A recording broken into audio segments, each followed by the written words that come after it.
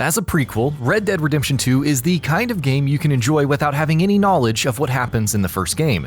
But if you do have that knowledge, Red Dead 2 ensures that you will be rewarded for it in several ways, with similarities, connections, and callbacks both big and small that make it a much more rewarding and satisfying narrative experience.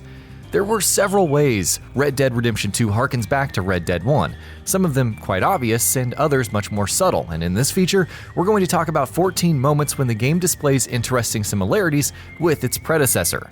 This feature contains major spoilers for both Red Dead Redemption 1 and 2, so if you don't want any spoilers for either of them, turn back now. I've got a plan. Dutch van der Linde's obsession with Faith needing more money and having a plan has already become a meme at this point. But there's one particular moment in Red Dead Redemption 2 where Dutch and his plans call back to a pivotal moment from the first game. In a particular scene where Arthur and Dutch are surrounded by the US Army and stand at the edge of a cliff, Dutch tells Arthur that he has a plan and that this is a good one. The plan, of course, is to escape certain death by jumping off of the cliff and into the rushing river below. As anyone who's played the first Red Dead Redemption would recall, I have a plan, this is a good one is exactly what Dutch says to John before jumping to his death to avoid capture in the first game's final act. The monologue that follows this line about fighting change and nature is almost exactly the same in both games.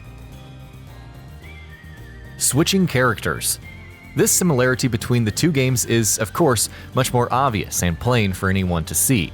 Just as we switch perspectives from John Marston, who's the protagonist for the entirety of Red Dead Redemption, to Jack Marston for the final leg of the journey thanks to John's death, so too do we switch from Arthur's perspective after his death to John's in Red Dead Redemption 2. Sacrifice.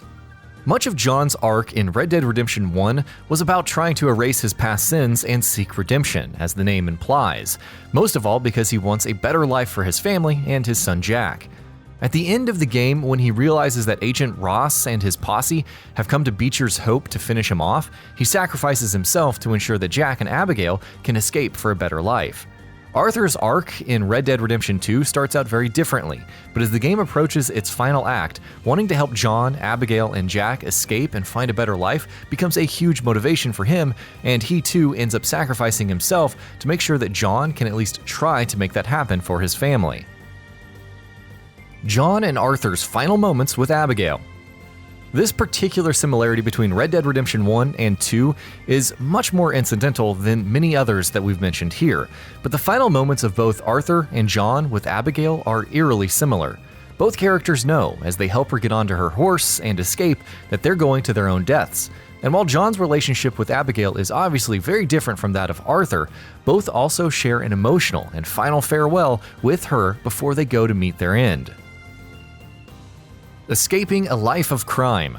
As mentioned earlier, one of the things that motivated John's character in the first Red Dead Redemption title was that he wanted to make sure that his son Jack doesn't fall into the same life of crime that he had, and much of what he does is to that end.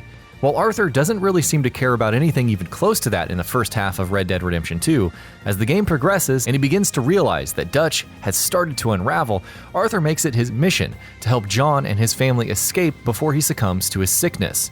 His wish to see John escape their life of crime to make a better life for his family is similar to what John wishes for Jack in the first game. And sadly enough, both of those wishes ultimately don't end up counting for much. Agent Ross and Jack.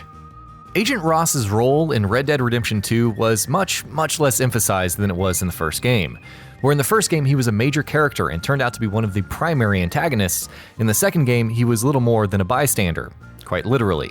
That said, many Red Dead fans have noticed the significance of the scene where Agent Milton and Agent Ross meet Arthur for the first time. It is a moment where he's teaching Jack how to fish, as both of them stand at the edge of a river. That moment is significant because it means that Jack's first meeting with Agent Ross was at the edge of a river, and so too was their final meeting, as Jack ends up shooting and killing the man as he is hunting for ducks at the edge of a river in Red Dead Redemption 1. John Marston's theme. Red Dead Redemption 2's lengthy and deliberately paced epilogue culminates with one of the best missions in the entire game, as John, Charles, and Sadie track down Micah in order to gun him down. The moment John realizes that he's going to have to go through the final stretch on his own is one that fans of the first game would surely have loved, because not only is it an awesome moment, the music that kicks in is also an amazing, blaring remix of MARSTON'S theme from the first game. It's fitting too because this is John's moment. As he climbs up the mountain, single-handedly mowing down Micah's men to avenge Arthur's death, he becomes the badass, lone wolf gunslinger that we all knew and loved in Red Dead Redemption 1. Ranch life. A common theme across the epilogues of both Red Dead Redemption 1 and 2 is that the game has players engaging in mundane activities as the playable character on a ranch. In Red Dead Redemption 1, John does a lot of the mundane everyday work on his own ranch to teach all of that stuff to Jack, while in the epilogue of Red Dead Redemption 2, John does that same stuff on the ranch he's working for to learn that stuff for himself. Too bad none of it really amounts to much in the end. PIKE'S BASIN. A vast majority of Red Dead Redemption 1's map is recreated and remade from the ground up in Red Dead Redemption 2, so you can go to a lot of the same locations you might remember from the first game. However, one of the missions in the epilogue takes place in a very familiar area, taking you there itself. PIKE'S Basin is a canyon that serves as the backdrop for one of the first major missions in Red Dead Redemption 1, as John rides with U.S. Marshal Lee Johnson to take on Bullard Twins' gang. Meanwhile, in the epilogue of Red Dead Redemption 2, John and Sadie also go to PIKE'S Basin to hunt down a bounty. John and Abigail at Beecher's Hope. The final scene of Red Dead Redemption 2's epilogue shows John and Abigail standing over a small cliff on their property at Beecher's Hope, overlooking the ranch and their hope as they contentedly look at their home, unaware of what the future holds for both of them. While it's a scene full of hope and the possibility of peace for both of them in isolation, it's actually a pretty grim juxtaposition, because as fans of the first game would know, that is the exact same spot for both John and Abigail where they're buried after their deaths in Red Dead Redemption 1. GUARMA and Mexico. The switch to Mexico as the primary location was a pivotal moment in Red Dead Redemption, bringing about a change in pacing, scenery, characters, and so much more.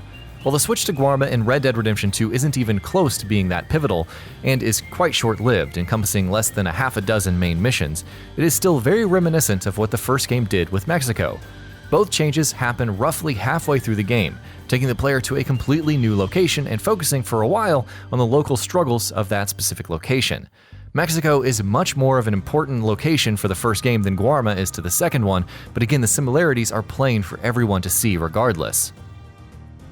Playing both sides. Speaking of Mexico, one of the reasons the storyline specific to that area proved to be as engaging as it was is because it saw John caught in the middle of a revolution. Having no allegiance of his own and wanting nothing more than to track down Javier Escuela, John ended up playing both sides, occasionally doing odd jobs for both sides of the revolution, at least for a while. Dutch, Arthur, and their interactions with the natives and the US Army in the final third of Red Dead 2 were, to an extent, quite similar. Of course, the context was quite different, and Arthur was a reluctant participant in all of this, as opposed to John in Red Dead 1. But the shades of a callback are definitely in there if you look carefully.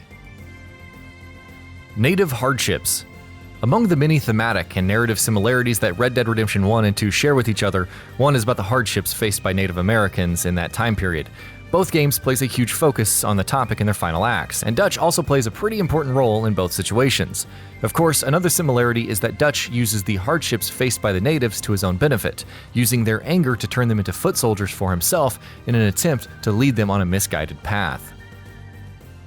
Arthur and John's children. Arthur and John are very different as characters and as leading men, but the two of them have one thing in common: they've both had a painful past. To be more specific, they both had children that have died. John explains in Red Dead Redemption 1 that he and Abigail had a daughter who died when she was very young to a sickness, while Arthur explains in Red Dead Redemption 2 that he had a son named Isaac who was killed, along with his mother, by robbers. And that about does it for this video. If you enjoyed what you watched and want to see more from GamingBolt, you can always hit that subscribe button and turn on the bell icon next to it. That way you will never miss any of our videos.